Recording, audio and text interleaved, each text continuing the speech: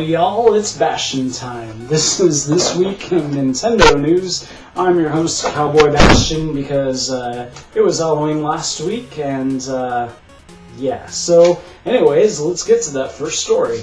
So sort of in the Halloween theme of last week, Did You Know Gaming had a new bit about some Pokemon. And apparently, I'm not too terribly familiar with this particular Pokemon, but apparently it's a creature that has some sort of fungus growing on it, and then eventually when it evolves, it turns out the secret is that the fungus has totally taken over the Pokemon, and that's evident by the fact that its eyes no longer have pupils to sort of represent that the lights are on, but nobody's home. Well, actually, the lights aren't even on. So that's really bizarre. It's basically a zombie Pokemon. Our next story is a little weird. It's the fact that GameStop has decided that for this holiday season, they're going to have completely separate stores called GameStop Kids, which is basically going to focus on E-rated games over here in North America. And as you can imagine, Skylanders is going to be a major exhibit of theirs at these stores. Basically, the idea is really to just provide all of the games that parents can feel comfortable going to a store all in one place to get and not accidentally purchase something for the holidays that's not really appropriate for kids. But yeah, I don't really know that this is that needed. I mean, I can't imagine, I just don't understand why parents can't just walk into a GameStop and say, you know, hey, show me some games for some young kids. And it's pretty obvious they have the E rating on the boxes, so not really sure why this is necessary, but it's kind of interesting, so soon you'll be able to check those out if you want. Our next story is about Resident Evil and Cliffy B. Now, in case you're not familiar with Cliffy B, he's sort of a very famous, notorious developer who used to be at Epic. He's recently left Epic, and so a lot of people have been wondering, you know, just exactly what is he planning on doing now that he's left Epic.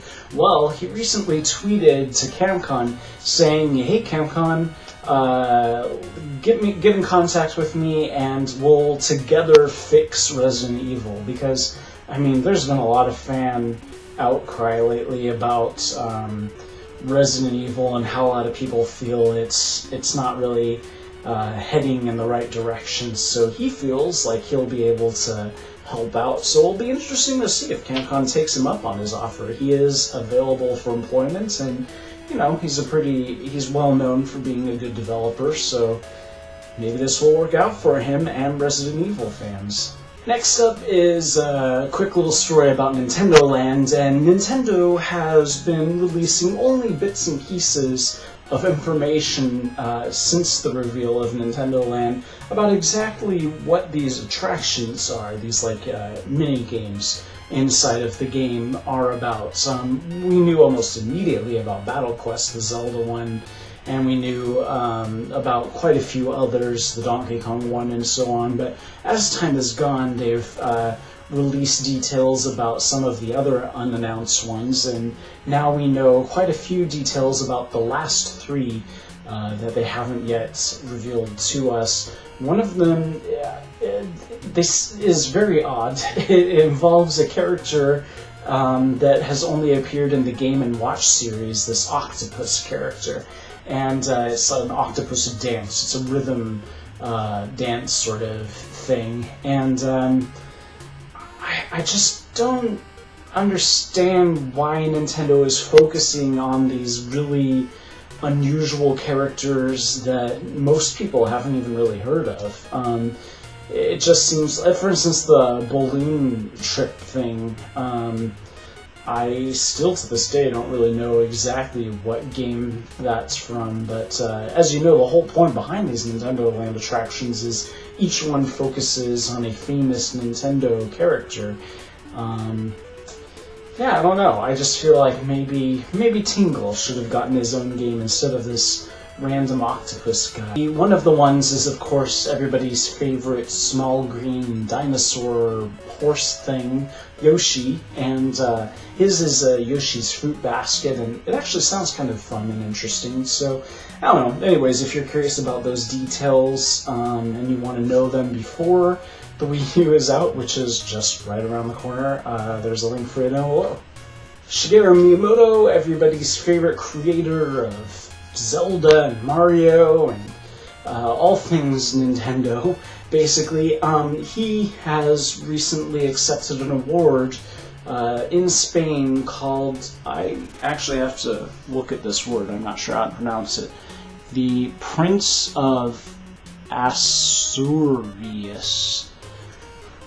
I don't know. But anyways, it's a pretty fancy schmancy award, and he won it, and so he traveled over to Spain to accept it and seemed to enjoy himself. So congratulations, Mr. Miyamoto, and that's just one more of his 8 bazillion awards to place on his mantle.